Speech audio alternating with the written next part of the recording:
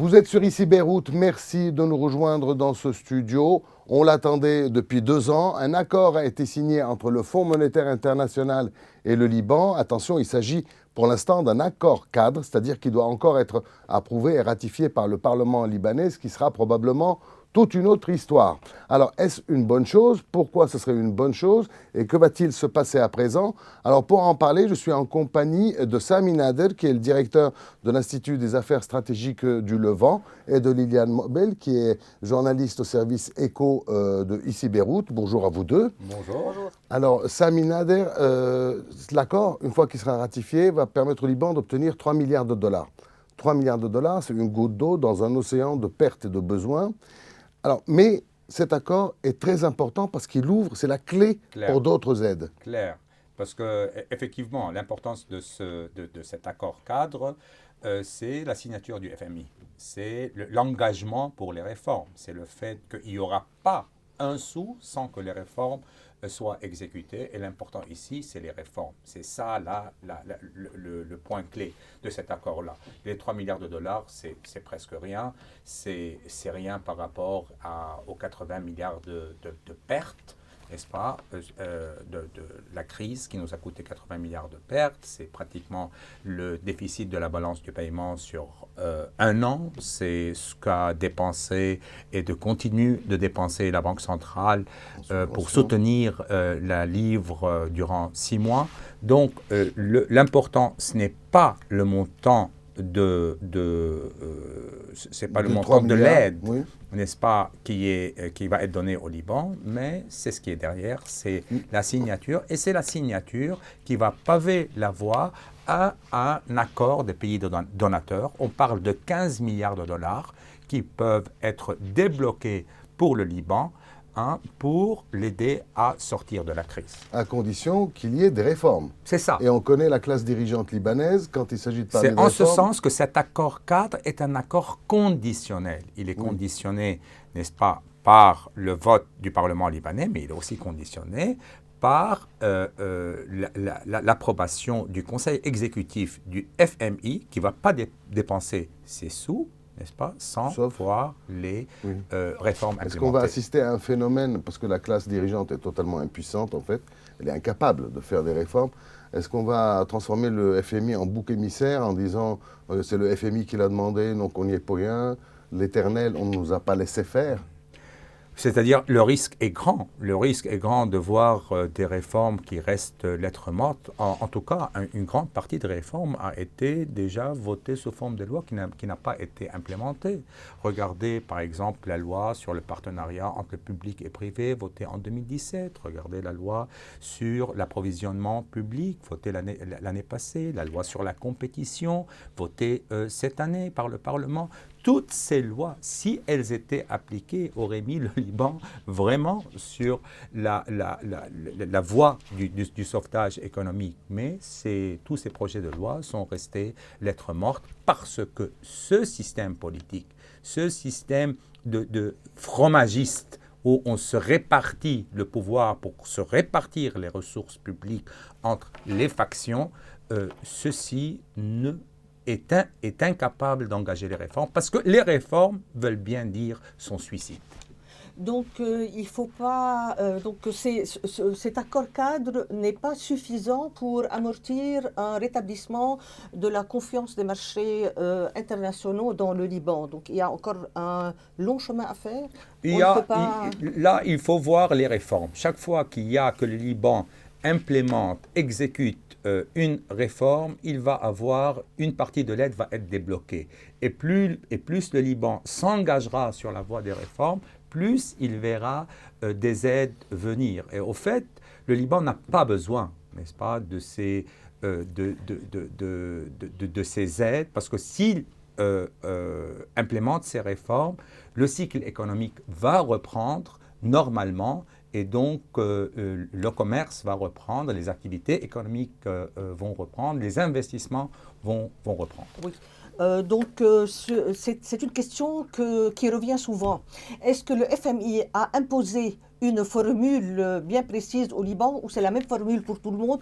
Ou est-ce que cet accord qui a été signé hier est l'aboutissement d'un véritable dialogue entre le FMI et les organismes économiques, y compris l'Association des banques? C'est-à-dire, il y a une méthodologie du FMI. Il y a une méthodologie qui consiste, premièrement, à instaurer une discipline fiscale. Deuxièmement, à nettoyer le bilan de la Banque centrale. Hein, et puis après, de restructurer le secteur bancaire.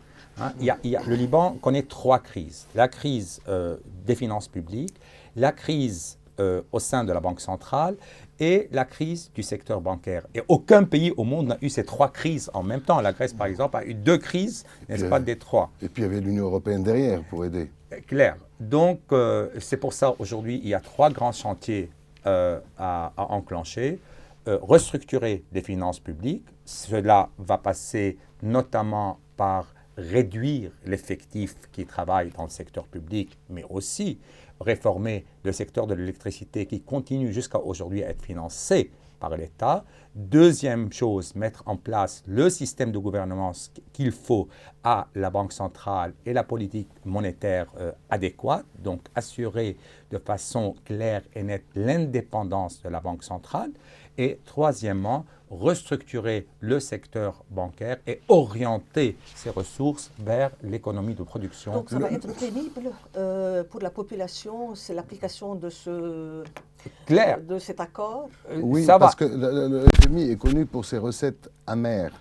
Oui. Vous les Oui, avez décrites. mais- Or, les Libanais sont en pleine amertume depuis des années. Est-ce qu'ils sont capables d'accepter ou d'absorber Mais quel est le coût de l'alternative? Le coût de Il n'y en a pas. l'alternative, c'est l'effondrement total. Et je pense quel que peut être le dur, n'est-ce pas, les mesures un programme avec le Fonds monétaire va imposer, c'est mieux que l'absence de toute intervention, l'absence de toute aide, parce que nous arrivons à un point où le Liban ne pourra pas avoir les ressources nécessaires pour assurer ses besoins premiers. Et le timing de cette signature d'accord, il est un peu curieux ce timing. On Ouais. signe un accord juste avant des élections législatives, donc le Parlement ne peut pas agir. Et donc après les élections législatives, il va falloir du temps à ce Parlement pour pouvoir évoluer. C'est-à-dire le timing laisse planer effectivement des doutes et soulève quelques questions. Je pense que le FMI a senti que la classe politique, n'est-ce pas, avant les élections, serait à même de faire des promesses en ce qui concerne les réformes.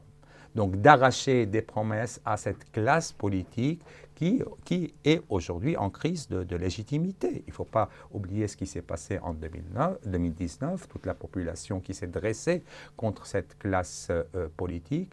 Et donc, je pense, pour le FMI, n'est-ce pas, il s'agissait d'arracher des promesses de réforme de la part de cette classe politique. Il y a un point curieux aussi. On a beaucoup parlé ces derniers temps du capital contrôle, et puis on n'en parle plus. Il n'y a pas vraiment de traces dans le document. Oui, il n'y a pas de traces, mais certainement si les réformes en ce qui concerne le secteur monétaire et le secteur financier sont implémentées et mises en place, il n'y a plus besoin de ce capital contrôle. Déjà, on est trop en retard pour un capital contrôle. Il aurait fallu, n'est-ce pas, exécuter ce capital contrôle qu'au début de la crise. La Banque centrale avait quelques 33 milliards de dollars en réserve, ça en dehors de l'or. Aujourd'hui, elle est à 11 milliards. Dans le texte qui a été distribué hier à la presse et qui, semble-t-il, est le texte qui a été signé, il est question de 14 banques. Il y a le nombre de 14 grandes banques qui ont... Et pourquoi 14 banques? Les 14 grandes banques, mais pourquoi? Qu'est-ce que ça signifie? Est-ce que c'est le coup de grâce pour les autres, ou bien on va regarder la partie du verre C'est pas le plein? coup de grâce, c'est une première étape, c'est un premier pas vers la restructuration du secteur bancaire, parce que le secteur bancaire au Liban était trop fragmenté. un petit pays comme le Liban qui compte plus que 40 banques, ça l'expose à beaucoup de risques. Regardez la France, regardez d'autres pays européens, ils n'ont pas, n'est-ce pas, ce grand nombre de banques. Les banques ont besoin d'un minimum d'agrégation pour contenir le risque, parce que plus leur base monétaire et leur base de déposants est large, plus grande est leur capacité à contenir le risque. Donc, peut-être ces 14 banques, c'était ceux qui ont été jugés les plus solvables et, par contre, seront les piliers de la nouvelle restructuration bancaire à faire. C'est-à-dire qu'elle est très intéressante, cette question, parce que ça veut dire que, quelque part, l'État libanais accepte qu'il y ait 14 banques survivantes et les autres, on verra. Maintenant, on n'a pas les détails. Comment va être enclenchée et comment va se dérouler cette restructuration du secteur bancaire. On sait très bien que cette réforme est capitale, elle est nécessaire, c'est un des 3 piliers du programme. Mais comment ça va se faire, je pense ça reste sujet à des négociations. Et quel sera le rôle de l'État, n'est-ce pas, et qu'est-ce que l'État doit apporter. Donc, il est très clair que ce qu'il faut, n'est-ce pas, ce qu'il faut refuser, c'est qu'il y ait une nationalisation des banques, parce qu'on ne sait pas comment ça doit se faire. Est-ce que ça va se faire que l'État devra lui-même être le garant, le gérant de cette restructuration? Le fera-t-il pour une période provisoire? Ou est-ce que c'est une tierce partie qu'il fera? Ce matin, on a lu sur Reuters, une dépêche est tombée sur Reuters, du gouverneur de la Banque centrale, Riyad Salamé, qui déjà parle d'une possibilité d'unification des taux de change. Dans quelle mesure ceci est possible? Ça figure d'ailleurs aussi dans l'accord. Ça, c'est clair. Et moi, je préfère parler d'une libération du taux de change. Donc, le taux de change soit unifié de façon, et puis libéré de façon graduelle. Moi, je comprends qu'on ne puisse pas le libérer comme ça d'un coup, parce que ceci peut-être peut pousser les prix vers le haut, peut causer une inflation qui peut ne pas être contenue facilement, mais certainement l'unification du taux de change en voie... Mais ce n'est pas précipité faut que l'accord soit signé déjà. La multiplicité des taux de change ouvre la voie à beaucoup de spéculations et donc qui serait au détriment de l'économie et au détriment du consommateur. De toute façon, il n'y a pas un seul pays au monde où il y a 3 ou 4 valeurs différentes pour une monnaie, qu'elle soit nationale ou supranationale d'ailleurs. L'unification du taux de change et sa libération, c'est la condition sine qua non d'une reprise économique. On a beaucoup parlé aussi des biens de l'État. Beaucoup de gens disent l'État n'a qu'à vendre ses biens pour éponger les dettes et rembourser les déposants. Là non plus, on n'en parle pas beaucoup. Là, c'est un sujet qui est assez délicat parce que les biens de l'État sont la propriété de tous les Libanais, non seulement des déposants. Donc, c'est un sujet qui est très délicat, mais certainement, le point central qui reste absent, parce qu'on sait qu'il y a un accord cadre, mais on ne connaît pas encore, n'est-ce pas, le plan économique et le plan de sauvetage du gouvernement. On sait que le FMI requiert, et c'est une condition que ce plan existe, mais on ne connaît pas encore ce plan. Et ce plan économique et financier doit être très clair, n'est-ce pas?